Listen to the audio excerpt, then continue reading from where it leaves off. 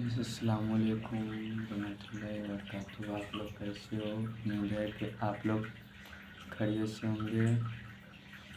اور یہ بیان مفتی سلمان علی کا آپ لوگ کے بیچ چلائے ہیں، بہت اچھا سا دین اسلام کے بارے میں ہے۔ آپ لوگ خوب بڑھیا سے سنیے اور اچھا لگے تو لائک۔ جنگلوں میں گئے ہیں، بربر ایک قوم کا نام ہے، جانتے ہوں گے۔ جب کسی کے اوپر بہت زیادہ سختی کی جاتی ہے نا تو کہتے ہیں کہ ظلم و بربریت کا ننگا ناچ ناچ رہا۔ بربریت کیا ہے؟ بربریت دوسری زبانوں میں بھی بربرتا بھی کہتے ہیں، یعنی بہت زیادہ کسی کے اوپر تشدد کیا جائے تو بربر کہا جاتا ہے۔ بربر ایک قوم کا نام ہے، جنگلوں میں رہنے والی بہت سخت قسم کی قوم تھی، تشدد کرنے والی قوم تھی۔ وہ اکثر باہر سے آنے والے انسانوں کو مار ڈالتے تھے۔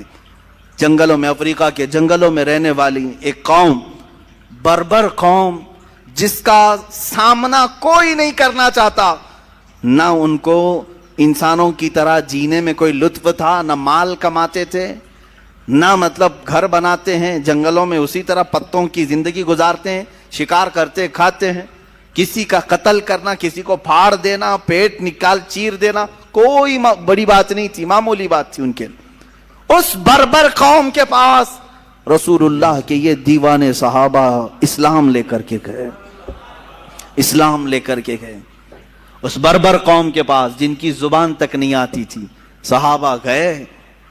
کیا ان کو ڈر نہیں تھا کہ ہمارے جاتے ہی ہماری شکل و شباہت کو دیکھ کر کے یہ لوگ ہم پر حملہ کریں گے، مار ڈالیں گے؟ نہیں، اللہ کے شیروں کو آتی نہیں روبائی، وہ کسی میدان میں بھی چل پڑتے تھے۔ وہ صحابہ گئے ان جنگلوں میں، ان کی زبان تک نہیں آتی تھی، اشاروں سے انہیں سمجھایا، اشاروں سے انہیں بتلایا بہت ساری چیزیں، جب دھیرے دھیرے زبان کھول کر کے انہیں بتایا۔ ایک بات میں آپ کو بتا دوں، صرف آپ کو کہا گیا ہے کہ تم پیغام پہنچاؤ، دلوں میں اتارنا یہ اللہ کا کام ہے، اللہ کا کام ہے۔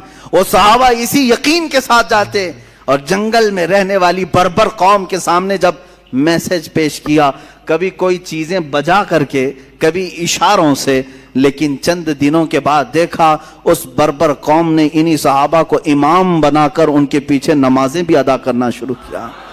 جنگلوں میں نمازیں قائم ہو گئیں، اور اس کے بعد آج تک وہ قوم اسلام سے وابستہ ہے، آج تک وہ قوم اسلام سے وابستہ ہے۔ صحابہ رضوان اللہ تعالی علیہ مجمعین کے ہاتھوں پر جو اسلام لائی ہے وہ قوم 1400 سال گزر جانے کے بعد آج بھی افریقہ کے بہت سارے علاقوں میں وہ اسلام کے چاہنے والے موجود ہیں، مسلمان موجود ہیں۔ میں آپ کو صحابہ کا ایک کردار بتاؤں۔ بربر قوم کے پاس گئے ہیں، آپ اندازہ کر سکتے ہیں عرب کے رہنے والے، آج کے عیاش عربوں کو دیکھ کر کے قیاس مت کرنا کہ صحابہ عرب تھے تو ایسے رہے ہوں گے، نہیں، یہ عیاش عرب ہیں، یہ یہودیوں کی اولاد بن گئے ہیں بہت سارے، اس میں بہت سارے، اللہ ماشاءاللہ، سب کی بات نہیں کرتا ہوں۔ ان کے ہاں آج جو رنگینیاں ہیں، جو عیاشیاں ہیں، وہ تو یورپ میں بھی نہیں ہیں۔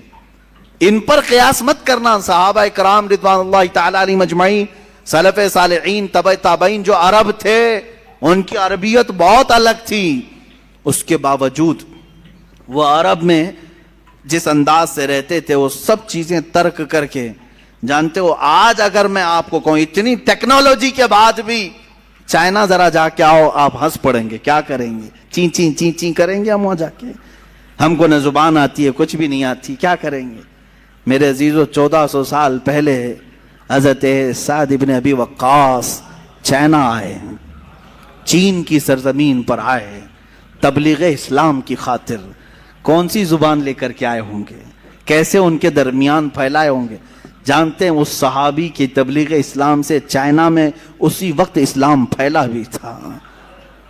چائنا کی زبان مختلف، بالکل ان کا رنگ الگ، ان کے تہذیب الگ، ان کے اخلاق الگ۔ اتنا ہی نہیں، وہی عرب کے صحابہ ہیں، وہی عرب کے صحابہ ہیں جو وہاں سے مدینہ طیبہ سے نکلے تو ہمارے اس دیار غریب ہندوستان میں بھی تشریف لائے، دیار غریب نواز ہندوستان میں بھی تشریف لائے۔